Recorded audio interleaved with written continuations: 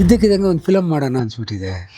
March 22 okay 8 course 8 ಕೋಟಿ 8 ಕೋಟಿ ಈಗ 15ರಲ್ಲಿ ಮಾಡಿದ್ದು 15 ಗೌರ್ಮೆಂಟ್ನ ಅಪ್ರೋಚ್ ಮಾಡ್ತಾನೆ ಏನು ಹೆಲ್ಪ್ ಆಗಲ್ಲ. ಯಾಕೆ ಇವತ್ತು ಹೀರೋಗಳೇ ಮಿಂಚ್ತಾ ಇದ್ದಾರೆ, ವಿಲನ್ಗಳು ಎಷ್ಟು ಜನ ಮಿಂಚ್ತಾ ಇಲ್ಲ. ಸೀರಿಯಲ್ಲು ನಾನು ಎಷ್ಟೋ ಸರಿ ಅಪ್ರೋಚ್ ಮಾಡಿದೆ, ಅಲ್ಲಿ ಸಾಕಷ್ಟು ರಾಜಕೀಯ ಇದೆ. ಸೀರಿಯಲ್ ಮಾಡೋದು ತುಂಬ ಕಷ್ಟ, ಫಿಲಮ್ ಆದರೂ ಆರಾಮಾಗಿ ಮಾಡ್ಬೋದು. ಹಾಗಾಗಿ ಬೇಡವೇ ಬೇಡ, ರಾಜಕೀಯನೇ ಬೇಡ ಅಂತ ಬಿಟ್ಟು ಅಪ್ರೋಚ್ ಮಾಡಿದ್ದೀನಿ. ಸುತ್ತಾಡಿಸ್ತಾರೆ, ಏನೂ ಆಗಲ್ಲ. ಇದ್ದಕ್ಕಿದ್ದಂಗೆ ಒಂದು ದಿವಸ ಒಂದು ಫೋನ್ ಬಂತು, ಡೈರೆಕ್ಟ್ರ್ ಎಲ್ಲಿದ್ದೀರಾ? ನಾನು ಬೆಂಗಳೂರು.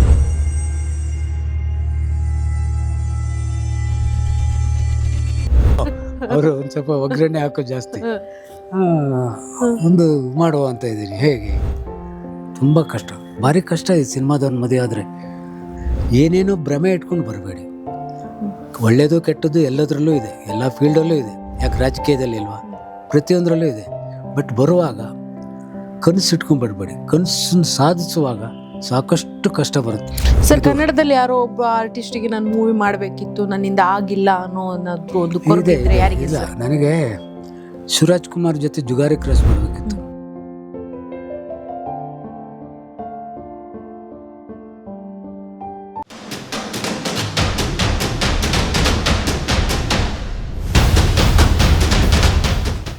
ಮಾರ್ಚ್ 22 ಓಕೆ 8 ಕೋರ್ಸ್ 8 ಕೋಟಿ 8 ಕೋಟಿ ಈಗ 15ರಲ್ಲಿ ಮಾಡಿದ್ದು, 15-16 ಅದಾಯಿತು. ಅದಾದಮೇಲೆ ಮಾರ್ಚ್ 22 ಮತ್ತೆ ಉದ್ಭವ, ಶಾನ್ ಭೋಗ್ರ ಮಗಳು, ಈ ರೀತಿ ಒಟ್ಟಿನಲ್ಲಿ 30 ಪಿಕ್ಚರ್ ಮಾಡಿದೆ. 30 ಪಿಕ್ಚರ್ಗಳಲ್ಲಿ ನನ್ನದೇ ಕತೆಗಳು ಒಂದು 8. ನಿಮ್ಮ ಮನಸ್ಸಿಗೆ ತುಂಬ ಹತ್ತಿರವಾದ ಒಂದು ಸಿನಿಮಾ ಹೇಳೋದಾದ್ರೆ ಸರ್, ನಿಮ್ಮದೇ ಎಲ್ಲನೂ ಬಟ್ ತುಂಬ ಇಷ್ಟ ಅನ್ನೋದಾದರೆ? March 22 okay. ತುಂಬ ಅದು ನನ್ನದೇ ಓನ್ ಕತೆ, ಹಿಂದೂ ಮುಸ್ಲಿಮ್ಸ್ ಇದ್ರ ಬಗ್ಗೆ.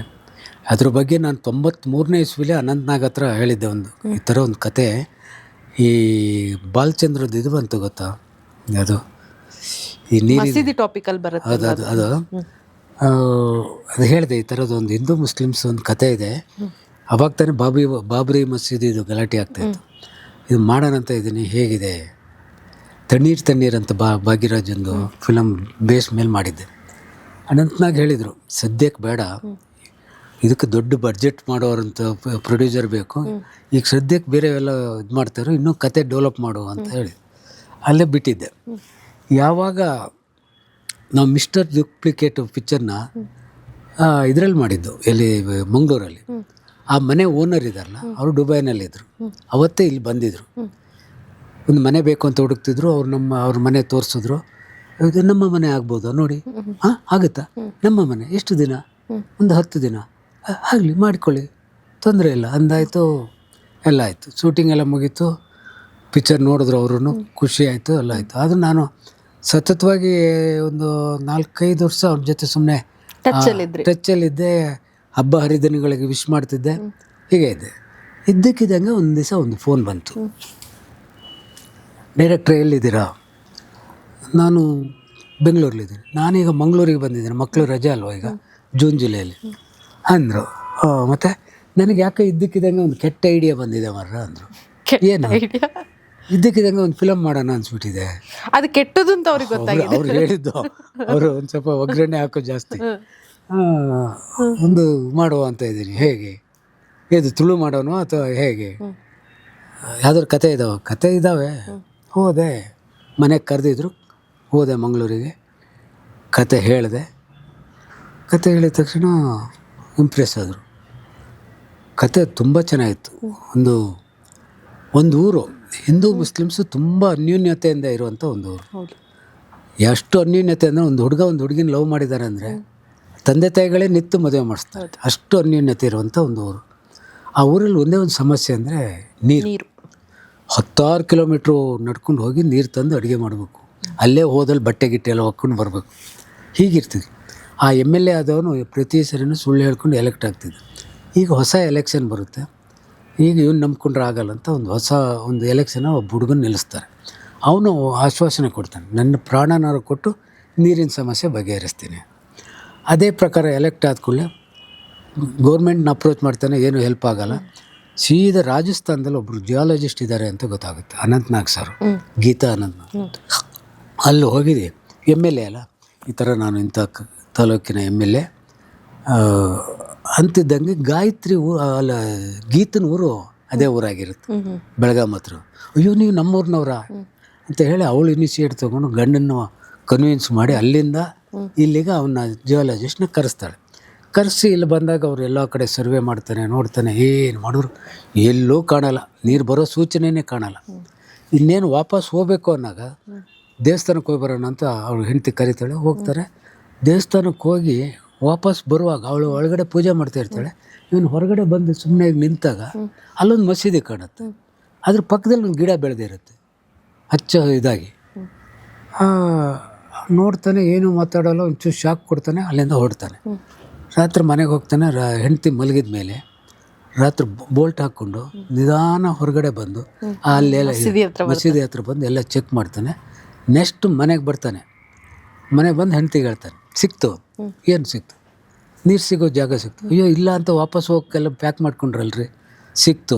ಕಟ್ ಮಾಡಿದ್ರೆ ಎಲ್ಲರನ್ನ ಕರೆಸ್ತಾನೆ, ಮುಸ್ಲಿಮ್ಸು ಹಿಂದೂಗಳನ್ನೆಲ್ಲ ಕರೆಸ್ಬಿಟ್ಟು ಹೇಳ್ತಾನೆ, ಈ ಊರಿಗೆ ನೀರು ಸಿಗಲ್ಲ ಅಂತ ಅಂದಿದ್ದೆ ನಾನೇ, ಸಿಗುತ್ತೆ. ಎಲ್ಲಿ? ಅಲ್ಲಿಂದ ಶುರು. ಕೊನೆಗೆ ಹಿಂದೂಗಳೇ ಮುಸ್ಲಿಮ್ಸ್ಗಳು ಅವ್ರು ಒಪ್ಪಲ್ಲ, ನಮ್ಮ ಮಸೀದಿ ನಾವು ಯಾವ ಕಾರಣದಿಂದ ಹೊಡೆಯಲ್ಲ ಅಂತ. ಕೊನೆಗೆ ಹಿಂದೂಗಳು ಅವ್ರ ದೇವಸ್ಥಾನ ಹೊಡೆಯೋಕ್ಕೆ ಮುಂದಾಗ್ತಾರೆ. ಅಲ್ಲಿ ನೀರು ಸಿಗದಿದ್ರೂ ಮುಂದಾಗ್ತಾರೆ. ನಮ್ಮ ಬದುಕು ಮುಖ್ಯ, ಬದುಕಿದ್ರೆ ದೇವಸ್ಥಾನ ಮಸೀದಿ ಅಂದಾಗ ಅವರು ರಿಯಲೈಸ್ ಆಗ್ತಾರೆ. ಈ ಥರದ ಕಥೆ. ಅದಕ್ಕೆ ನ್ಯಾಷನಲ್ ಅವಾರ್ಡು ಬಂತು, ಸ್ಟೇಟ್ ಅದು ಹೀಗಾಯಿತು. ಅದು ಆ ಪಿಕ್ಚರ್ ಇವ್ರು ಪ್ರೊಡ್ಯೂಸರು. ಹೀಗಾಗಿ ಅವ್ರು ಲ್ಯಾವಿಶ್ ಆಗಿ ಖರ್ಚು ಮಾಡೋರು.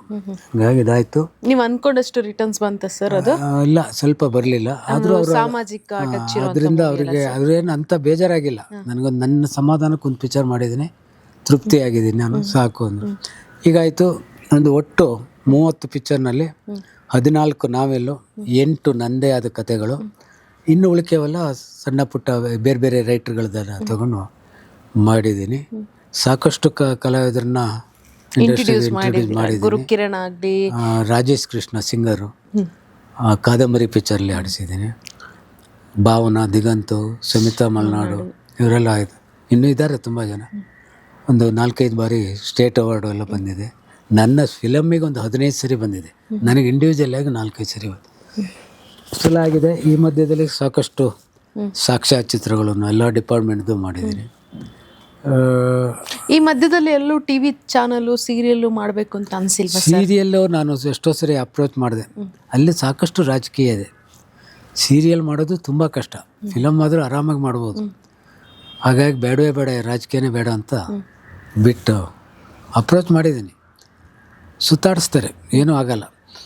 ಅದಕ್ಕಾಗಿ ಸಾಕು, ಏನೂ ಇಲ್ಲದೆ ಚಾಲೆಂಜ್ ಮಾಡಿ ಎಲ್ಲ ಮಾಡಿದ್ದೀರಾ? ಅಲ್ಲ ಏನೋ ಚಾಲೆಂಜ್ ಮಾಡಿದ್ರು, ಸನ್ಮಾನ ಮಾಡಿದ್ರು. ಬಟ್ ಇದಾಯಿತು. ನಂದು ಸೆಕೆಂಡ್ ಇಯರಿಗೆ LLB ಬಿಟ್ಬಿಟ್ನಲ್ಲ. ಆಮೇಲೆ ಮದುವೆ ಆಯಿತು 83ನಲ್ಲಿ. ಮದುವೆ ಆದಮೇಲೆ ಕೋರ್ಸ್ ಕಂಪ್ಲೀಟ್ ಮಾಡಿದ್ರಾ? ಎರಡು ಸಬ್ಜೆಕ್ಟ್ ಉಳಿದಿತ್ತು. 15ನೇ ಇಸ್ವಿಲಿ 2015ರಲ್ಲಿ ಇದ್ದಕ್ಕಿದ್ದಂಗೆ ನನಗೊಂದು ಫೋನ್ ಬಂತು ವಿಪುರಂ ಲಾ ಕಾಲೇಜಿಂದ. ಈ ಥರ ಏನಿಲ್ಲ, ಈ ಮೈಸೂರು ಅಲ್ಲಿ ಬ್ಯಾಂಗ್ಳೂರು ಯೂನಿವರ್ಸಿಟಿಯವರು ಒಂದು ಇದನ್ನು ತಂದಿದ್ದಾರೆ. ಯಾರ್ಯಾರ್ದು ಒಂದೊಂದು ವರ್ಷದಲ್ಲಿ 2-3 ಸಬ್ಜೆಕ್ಟ್ ಇದೆಯಾ ಅದನ್ನು ಬೆಂಗಳೂರು ಯೂನಿವರ್ಸಿಟಿಗೆ 100ನೇ ವರ್ಷ ಆದ್ದರಿಂದ ಅದನ್ನು ಒಂದೇ ಸರಿ ಕಟ್ಟಿ ಪಾಸ್ ಮಾಡ್ಬೋದು ಅಂತ ಒಂದು ಇದು ಬಂದಿದೆ.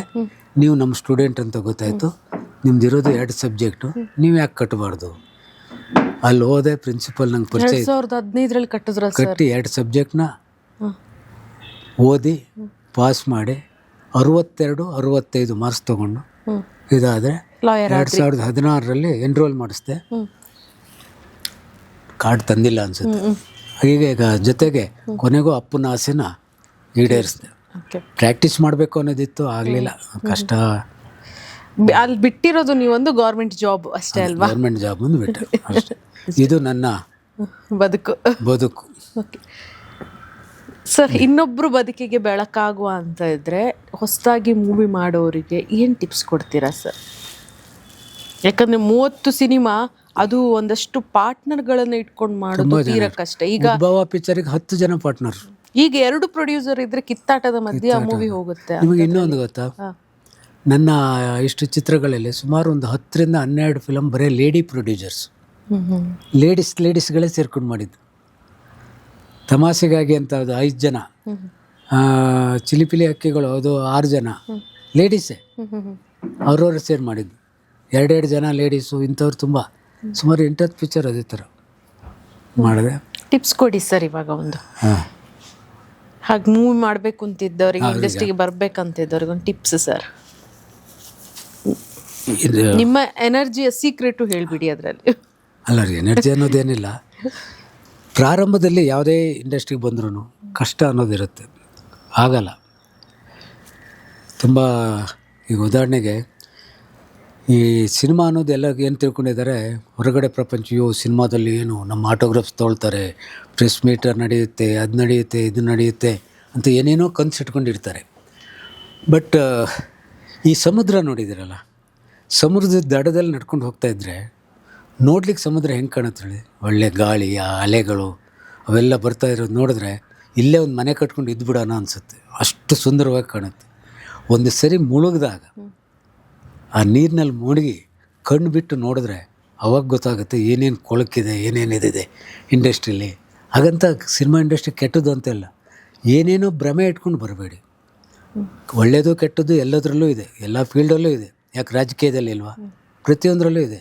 ಬಟ್ ಬರುವಾಗ ಕನಸು ಇಟ್ಕೊಂಡ್ಬರ್ಬೇಡಿ. ಕನಸನ್ನು ಸಾಧಿಸುವಾಗ ಸಾಕಷ್ಟು ಕಷ್ಟ ಬರುತ್ತೆ. ಅದನ್ನೆಲ್ಲ ಫೇಸ್ ಮಾಡೋಂಗಿದ್ರೆ ಮಾತ್ರ ಬನ್ನಿ. ಯಾಕೆಂದರೆ ಇವತ್ತು ಪ್ರತಿಯೊಬ್ಬರಲ್ಲೂ ಒಂದೊಂದು ಟ್ಯಾಲೆಂಟ್ ಇರುತ್ತೆ. ಆ ಟ್ಯಾಲೆಂಟ್ ಇದಕ್ಕೆ ಬರೋದು ಅವಕಾಶ ಸಿಕ್ಕಿದಾಗ ಮಾತ್ರ ಗೊತ್ತಾಗುತ್ತೆ. ನಿಮ್ಮಲ್ಲೂ ಟ್ಯಾಲೆಂಟ್ ಇದೆ, ಆರ್ಟಿಸ್ಟ್ ಆಗೋ ಟ್ಯಾಲೆಂಟ್ ಇದೆ. ಬಟ್ ಅದು ಯಾವಾಗ ಗೊತ್ತಾಗುತ್ತೆ? ಅದು ಅವಕಾಶ ಸಿಕ್ಕಿದಾಗ. ಅವಕಾಶ ಸಿಕ್ಕಿದಾಗ ನೀವು ಅದನ್ನು ಉಪಯೋಗಿಸ್ಕೊಳ್ಬೇಕು. ಒಂದು. ಎರಡನೇದಾಗಿ ಒಂದರಲ್ಲೇ ಆಗಲಿಲ್ಲ ಅಂತ ಒಂದೇ ಸರಿ ಡಿಸಪಾಯಿಂಟ್ ಆಗಬೇಡಿ. ಪ್ರಯತ್ನ ಮಾಡಿ. ಇವತ್ತೆಲ್ಲ ನಾಳೆ ನಿಮ್ಮ ಏನು ನಿಮ್ಮ ಛಲ ಸಕ್ಸಸ್ ಕೊಟ್ಟೇ ಕೊಡುತ್ತೆ. ಇಷ್ಟು ಹೇಳೋಕ್ಕೆ ಇಷ್ಟಪಡ್ತೀನಿ. ಬಟ್ಟು ಅವನಾದ ಇವನಾದ ಅಂತ ಬರಬೇಡಿ. ನಿಮ್ಮಲ್ಲಿ ಇದು ಏನೇ ಆದರೂ ಕಷ್ಟ ಆಗಲಿ ಸುಖ ಆಗಲಿ ನಾನು ಚಾಲೆಂಜ್ ಮಾಡೇ ಮಾಡ್ತೀನಿ ಅಂತ ನಂಬಿಕೆ ಇದ್ದರೆ ಬನ್ನಿ. ಇನ್ನೊಂದು ಎರಡನೇದಾಗಿ, ಸಿನಿಮಾ ಅಂದರೆ ಹೀರೋ ಆಗೇ ತನ್ನ ಟ್ಯಾಲೆಂಟ್ ತೋರಿಸ್ಬೇಕು ಅನ್ನೋದಿಲ್ಲ. ಕಮಲ್ ಹಾಸನ್ ಎಲ್ಲೋ ಒಂದು ಕಡೆ ಇಂಟರ್ವ್ಯೂನಲ್ಲಿ ಓದಿದ್ದು ನಾನು ಇನ್ನೂ ನೆನಪಿದೆ. ಒಬ್ಬ ನಟನಿಗೆ ಕರೆಕ್ಟಾಗಿ ಒಂದು 10 ಸೀನ್ ಸಿಕ್ಕಿದ್ರೆ ಸಾಕಂತೆ. ಅದು ನೆಗೆಟಿವ್ನೇ ಆಗಿರಲಿ, ಹೀರೋ ಆಗೇ ಆಗಲಿ, 10 ಸೀನ್ ಸಿಕ್ಕಿದ್ರೆ ಸಾಕು, ತನ್ನ ಇದರಲ್ಲಿ ಮಿಂಚಿಬಿಡ್ತಾನಂತೆ. ಆ ಥರ ನಿಮ್ಮಲ್ಲಿ ಪ್ರತಿಭೆ ಇದೆ ಅಂದರೆ ನೀವು ಖಂಡಿತವಾಗಿ ಯಾವ ರೋಲಲ್ಲರೂ ನಿಮ್ಮ ಮುಂದೆ ಬಂದೇ ಬರ್ತೀರ. ಯಾಕೆ ಇವತ್ತು ಹೀರೋಗಳೇ ಮಿಂಚ್ತಾ ಇದ್ದಾರೆ, ವಿಲನ್ಗಳು ಎಷ್ಟು ಜನ ಮಿಂಚ್ತಾ ಇಲ್ಲ. ಆ ಥರ ಇದನ್ನು ನಾನು ಹೇಳಲಿಕ್ಕೆ ಇಷ್ಟಪಡ್ತೀನಿ.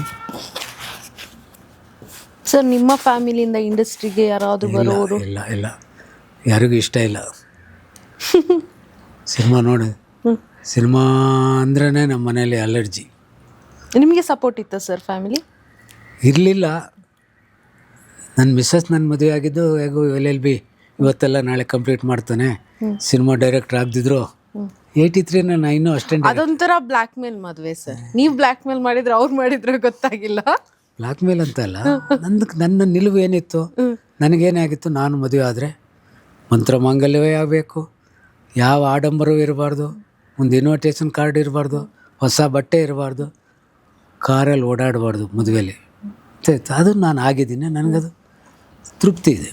ನಾನು ಇವತ್ತೇನಾದ್ರು ಸಿನಿಮಾದಲ್ಲಿ ಕಷ್ಟ ಸುಖ ಎಲ್ಲ ಇದು ಮಾಡ್ಕೊಂಡು ಅಪ್ಸ್ ಆ್ಯಂಡ್ ಡೌನ್ ಇದ್ದೇ ಇರುತ್ತಲ್ಲ. ನನ್ನ ಹೆಂಡ್ತಿ ಅಂತೂ ನನಗೋಸ್ಕರ ಎಲ್ಲ ತ್ಯಾಗ ಮಾಡಿಬಿಟ್ಟಿದ್ದಾಳೆ. ತುಂಬ ಕಷ್ಟ, ಭಾರಿ ಕಷ್ಟ ಈ ಸಿನಿಮಾದವ್ನ ಮದುವೆ ಆದರೆ. ಅಷ್ಟು ಲಕ್ಷ ಸಾಲ, ಅಯ್ಯೋ, ಟೈಮ್ ಕೊಡೋಕ್ಕಾಗಲ್ಲ ಒಂದು ಕಡೆಯಿಂದ. ತುಂಬ. ನಾನು 2 ಸರಿ ಲಕ್ಷಗಟ್ಟಲೆ ಕಳ್ಕೊಂಡಿದ್ದೀನಿ. ಏರಿಯಾಗಳೇ ಪನ್ನಡ್ಚಿ ಅಂತ ತುಳು ಪಿಕ್ಚರ್ನಲ್ಲಿ ಪಿಕ್ಚರ್ ಮಾಡ್ದು ಕಂಪ್ಲೀಟ್ ಆದಮೇಲೆ ನಮ್ಮ ಪಾರ್ಟ್ನರ್ ಇನ್ನಿಬ್ಬರು ಇದ್ದರು. ಅವರಿಗೂ ನಮಗೇನಿದೆ, ಬೇಡ ನನ್ನ ದುಡ್ಡು ನಂಗೆ ವಾಪಸ್ ಕೊಡಿ ಅಂದ್ಕೊಳ್ಳಿ, 25 ಲಕ್ಷ ವಾಪಸ್ ಕೊಟ್ಬಿಟ್ಟೆ. ನಾನು ಒಬ್ಬನೇ ರಿಲೀಸ್ ಮಾಡಿ ಮಿಸರಬಲ್ ಫ್ಲಾಪ್. ಸರ್, ತುಳು ಇಂಡಸ್ಟ್ರಿಯಲ್ಲಿ ನಿಮಗೆ ತುಂಬ ಹತ್ತಿರವಾಗಿ ಇವ್ರ ಪರ್ಸ್ನಲ್ ಆ್ಯಕ್ಟಿಂಗ್ ನನಗೆ ಇಷ್ಟ ಆಗುತ್ತೆ ಅಂದರೆ ಯಾವ ಆರ್ಟಿಸ್ಟು ಸರ್? ತುಳುನಲ್ಲ, ಪಡೀಲ್, ನವೀನ್ ಪಡೀಲ್, ವಾಮಂಜೂರು, ಇವನು ಇನ್ನೊಬ್ಬ ಬಾಲ್ಡೆಡ್ ಇದಲ್ಲ ಯಾರು, ಬೋಳಾರ್. ಬೋಲಾರು ಅವರೆಲ್ಲ ಮಾಡಿದ್ದಾರೆ, ನಮ್ದು ಏರಿಯಾಗಳ ನಡ್ಚಿಲ್ ಮಾಡಿದ್ದಾರೆ. ಸರ್ ಕನ್ನಡದಲ್ಲಿ ಯಾರೋ ಒಬ್ಬ ಆರ್ಟಿಸ್ಟಿಗೆ ನಾನು ಮೂವಿ ಮಾಡಬೇಕಿತ್ತು, ನನ್ನಿಂದ ಆಗಿಲ್ಲ ಅನ್ನೋದು ಒಂದು ಕೊರಗಿದ್ರೆ ಯಾರಿಗೆ? ಇಲ್ಲ, ನನಗೆ ಶಿವರಾಜ್ ಕುಮಾರ್ ಜೊತೆ ಜುಗಾರಿ ಕ್ರಾಸ್ ಮಾಡಬೇಕಿತ್ತು. ಎಲ್ಲ ಆಯಿತು, ಎಲ್ಲ ರೆಡಿಯಾಗಿ ಸಾಂಗ್ ರೆಕಾರ್ಡಿಂಗ್ ಗುರುಕಿರಣ್ ಮಾಡಿ ಸೆಟ್ ಇರಬೇಕು ಅನ್ನೋಕೆ ಪ್ರೊಡ್ಯೂಸರ್ ತಿರ್ಕೊಬಿಟ್ರು. ಅಯ್ಯೋ. ಪ್ರೊಡ್ಯೂಸರ್ ಮಕ್ಕಳೆಲ್ಲ ಕರೆಸಿದ್ರು. ನಮ್ಮ ಅಪ್ಪನಿಗೆ ಆಸೆ ಇತ್ತು, ನಮಗೆ ಅದು ಸಿನಿಮಾ ಫೀಲ್ಡ್ ನಮ್ಗೆ ಆಗಲ್ಲ, ನಮ್ಮದೇ ವ್ಯವಹಾರ ಬೇರೆ, ಎಕ್ಸೈಜ್ ಬಿಸ್ನೆಸ್ ನಮ್ಮದು. ಎಷ್ಟು ಖರ್ಚಾಗಿದೆ ಅಂದರೆ ನಾನೊಂದು ಆವಾಗ 2000ನೇ ಇಸ್ವಿಲಿ 35 ಲಕ್ಷ ಖರ್ಚಾಗಿತ್ತು. ಶಿವಣ್ಣಗೆ ಅವಾಗ 10 ಲಕ್ಷ ಕೊಟ್ಟಿದ್ದು, 35 ಲಕ್ಷ ಇತ್ತು ಶಿವರಾಜ್ ಕುಮಾರ್ಗೆ ಅವಾಗ 2000ರಲ್ಲಿ 10 ಲಕ್ಷ ಕೊಟ್ಟಿದ್ದು, ಒಟ್ಟು 35 ಲಕ್ಷ ಖರ್ಚಾಗಿತ್ತು. ಅವ್ರು ಹೇಳಿದ್ರು, ಒಂದು ಕೆಲಸ ಮಾಡಿ, ನಮ್ಮ ಅಪ್ಪನ ಆಸೆ ಇತ್ತು, ಈಗಲೂ ಹೇಳ್ತೀನಿ, ನಾವಂತೂ ಮಾಡಲ್ಲ, ಅಪ್ಪನಿಗೆ ಅರ್ಪಿಸುವಂತ ಒಂದು ಹಾಕ್ಕೊಳ್ಳಿ, ನೀವು ಯಾರನ್ನಾರು ಹಿಡ್ಕೊಂಡು ಪಿಕ್ಚರ್ ಮಾಡಿ, ಇಷ್ಟು ದುಡ್ಡು ನಿಮ್ಗೆ ಉಳಿಯುತ್ತೆ ಅಂದರು. ಯಾಕೋ ಆಗಲಿಲ್ಲ. ಅದೊಂದು ಸುದೀಪ್ ಜೊತೆ ಒಂದು ಮಾಡೋಕ್ಕಂತ ಒಳ್ಳೆ ಪ್ರೊಡ್ಯೂಸರ್ ಸಿಕ್ಕಿದ್ರು. ನೀವು ಏನು ಮಾಡ್ತೀರೋ ಗೊತ್ತಿಲ್ಲ, ಸುದೀಪ್ ಡೇಟ್ ಕೊಡಿಸಿ ನಾವು ಪಿಕ್ಚರ್ ಮಾಡ್ತೀವಿ ಅಂದರು. ಕತೆ ತೊಗೊಂಡೋದು ನೋಡಿದ್ರೆ ಸುದೀಪ್ ಅವ್ರ ಕತೆ ಕೇಳಿಬಿಟ್ಟು, ಇದು ನಲ್ಲ ಅಂತ, ನಾನು ನಾಗೇಂದ್ರ ಪ್ರಸಾದ್ ಒಂದು ಪಿಕ್ಚರ್ ಈಗ ತಾನೇ ಮಾಡಿದ್ದೀನಿ, ಮುಂಡ್ರಮ್ ಪಿರೇನೇನ ಹಿಂದಿಲಿ ತಮಿಳಲ್ಲಿ ಬಂದಿತ್ತಲ್ಲ, ಬೇರೆ ಯಾವ್ದಾದ್ರು ಕತೆ ತಾನೆ ಮಾಡ್ತೀನಿ, ಖಂಡಿತ ನಿಮ್ಮ ಜೊತೆ ಮಾಡ್ತೀನಿ ಅಂದಿದ್ದು. ಈ ಥರ ಒಂದು 2-3 ನನಗಿನ್ನೂ ಇದೆ, ಅವ್ರ ಜೊತೆ ವರ್ಕ್ ಮಾಡೋಕ್ಕಾಗಲಿಲ್ಲಲ್ಲ ಅನ್ನೋದು. ಇನ್ನು ಕಾಲ ಮಿಂಚಿಲ್ಲ ಅಲ್ವಾ ಸರ್? ಕಾಲ ಮಿಂಚಿದ್ರೆ ಕಷ್ಟ ಇನ್ನು, ಈಗನೇ ಇದರಲ್ಲಿ ಆಗಲ್ಲ. ಇನ್ನೇನೋ ಕಾಂತಾರ ಥರ ಪ್ರೊಡ್ಯೂಸರ್ ಸಿಗಬೇಕು, ಅದು ನಮಗೆ ಸಿಗಲ್ಲ. ಸರ್ ಈಗ ಇತ್ತೀಚೆಗೆ ಬರ್ತಾ ಇರೋ ಮೂವೀಸ್ಗಳ ಬಗ್ಗೆ ನಿಮ್ಮ ಒಂದು ಒಪಿನಿಯನ್ ಕೇಳೋದು? ಇತ್ತೀಚೆಗೆ ನಾನು ನೋಡಿರೋದೊಂದು ಕಾಂತಾರ, ಶೂ ಆ್ಯಂಡ್ ಫ್ರೋನೋ ಯಾವುದೋ ಇದೆಯಲ್ಲ, ಅವೆರಡು ನೋಡಿ, ಎರಡು ಟೈಮ್ ಪಾಸ್ ಇದು ನಾನು ಕಾಮೆಂಟ್ ಮಾಡಲ್ಲ ಯಾವ್ದ್ರ ಬಗ್ಗೆ. ಕಾಂತಾರ 2ಗೆ ಅದೊಂಥರ ಇದೆ. ಪ್ಯಾನ್ ಇಂಡಿಯಾ ಬಗ್ಗೆ ನಿಮ್ಮ ಒಪಿನಿಯನ್ ಸರ್? ಪ್ಯಾನ್ ಇಂಡಿಯಾ ಬಗ್ಗೆ ಈಗೆಲ್ಲ ಬರ್ತಾ ಇರೋದು PAN India movies. PAN India ಬಂದಮೇಲೆ ಇವತ್ತು ಜನಗಳ ಪ್ರೊಡ್ಯೂಸರ್ಸ್ ಪಕ್ಕ ಗ್ಯಾರಂಟಿ, ಒಂದಲ್ಲ ಒಂದು ಲ್ಯಾಂಗ್ವೇಜಲ್ಲಿ ಅಮೌಂಟ್ ಬಂದೇ ಬರುತ್ತೆ ಅಂತ. ಏನು ಯಾವುದು ಚಾರ್ಜ್ ಏನು ಹೇಳಿ? ಪ್ಯಾನ್ ಇಂಡಿಯಾ ಎಲ್ಲ ಭಾಷೆಗಳಲ್ಲೂ ಇದು ಮಾಡ್ತಾರೆ. ಒಂದು ಭಾಷೆಯಲ್ಲಿ ಫೇಲ್ ಆದರೂ ಇನ್ನೊಂದರಲ್ಲಿ ಕ್ಲಿಕ್ ಆಗೇ ಆಗುತ್ತೆ. ಏನು ಅವ್ರದ್ದು ಮ್ಯಾಕ್ಸಿಮಮ್ ಅಂದರೆ ಏನು, ಒಂದೊಂದು ಲ್ಯಾಂಗ್ವೇಜು ಒಂದೊಂದು ಆರ್ಟಿಸ್ಟ್ನ ಹಾಕ್ಕೊಳ್ಳೋದು. ಅದು ಪ್ಯಾನ್ ಇಂಡಿಯಾ ಬಂದಮೇಲೆ ಒಂದಷ್ಟು ದೊಡ್ಡ ದೊಡ್ಡ ಪಿಕ್ಚರ್ಗಳು ಬರಲಿಕ್ಕೆ. ಇವತ್ತು ಕೆಲವೇ ಲಿಮಿಟೇಷನಲ್ಲಿ ಇತ್ತು ಬಜೆಟ್, ಈಗ ಹಾಗೆಲ್ಲ ಪ್ಯಾನ್ ಇಂಡಿಯಾ ಬಂದಮೇಲೆ ಈಗ ಬೇಡ. ನಮ್ಮ ಇದು ಕಾಂತಾರ ಕರ್ನಾಟಕದಲ್ಲಿ ಏನು ಕಲೆಕ್ಟ್ ಆಗಿದೆಯೋ ಅದಕ್ಕಿಂತ ಜಾಸ್ತಿ ಬೇರೆ ಇದರಲ್ಲಿ ಆಗಿದೆ. ಅದು ಪ್ಯಾನ್ ಇಂಡಿಯಾ ಆಗಿದ್ದಕ್ಕೆ ಅದು ಇದಾಯಿತು. ಹಾಗೆ ನೋಡೋಣ ಇನ್ನೂ ಏನೇನು ಆಗುತ್ತೆ. ನಿಮ್ಮ ಮುಂದಿನ ಯೋಜನೆಗಳು ಏನೇನಿದೆ? ನಂದು ಮುಂದಿನ ಯೋಜನೆ 1-2 ಇದೆ. ನಾನೀಗ ಸದ್ಯಕ್ಕೆ ಕೆಲವು ಡಾಕ್ಯುಮೆಂಟ್ರಿಗಳು ಮಾಡ್ತಾಯಿದ್ದೀನಿ. ಒಂದು ಫಿಲಮ್ಮು ಅಮೇರಿಕದಲ್ಲೇ ಮಾಡಬೇಕು ಅನ್ನೋದು ಇದೆ. ಅದಕ್ಕೊಬ್ಬರು ಪ್ರೊಡ್ಯೂಸರು ಸಿಕ್ಕಿದ್ದಾರೆ, ಕತೆ ರೀಡಿಂಗ್ ಎಲ್ಲ ಕೊಟ್ಟಿದ್ದೀನಿ, ಒಪ್ಕೊಂಡಿದ್ದಾರೆ. ಜನವರಿನಿಂದ ಪ್ಲ್ಯಾನ್ ಮಾಡೋಣ ಅಂದಿದ್ದಾರೆ.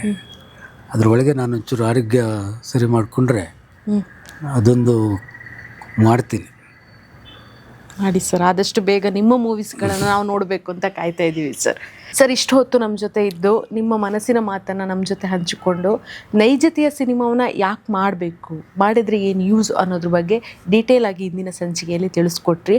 ಹಾಗೆ ಸಾಹಿತ್ಯದ ಮಹತ್ವ ಏನು, ಸಾಹಿತ್ಯ ಆಧಾರಿತ ಮೂವಿಗಳನ್ನು ಯಾಕೆ ಮಾಡಬೇಕು, ಎಷ್ಟು ವ್ಯಾಲ್ಯೂ ಅದರಲ್ಲಿ ಇರುತ್ತೆ ಅನ್ನೋದ್ರ ಬಗ್ಗೆಯೂ ತಿಳಿಸ್ಕೊಟ್ರಿ ಸರ್. ತುಂಬ ಖುಷಿ ಆಯಿತು, ಧನ್ಯವಾದಗಳು ಸರ್. ನೋಡಿದ್ರಲ್ಲ ವೀಕ್ಷಕರೇ, ಇವತ್ತಿನ ಸಂಚಿಕೆ ನಿಮ್ಗೆಲ್ರಿಗೂ ಇಷ್ಟ ಆಗಿದೆ ಅಂತ ಅಂದ್ಕೊಳ್ತೀನಿ. ಕನ್ನಡ ಫಿಲಮ್ ಇಂಡಸ್ಟ್ರಿಯಲ್ಲಿ ಸಾಹಿತ್ಯ ಆಧಾರಿತ ಸಿನಿಮಾಗಳಲ್ಲಿ ಹೈಯೆಸ್ಟ್ ಮೂವೀಸ್ಗಳನ್ನು ಮಾಡಿದ್ದಾರೆ ಅಂತಂದರೆ ಅದು ಬೆರಳೆಣಿಕೆ ಅಷ್ಟೇ ಇರೋದು. ಅದರಲ್ಲಿ ಸರು ಒಬ್ಬರು ಅಂತ ಹೇಳ್ಬೋದು.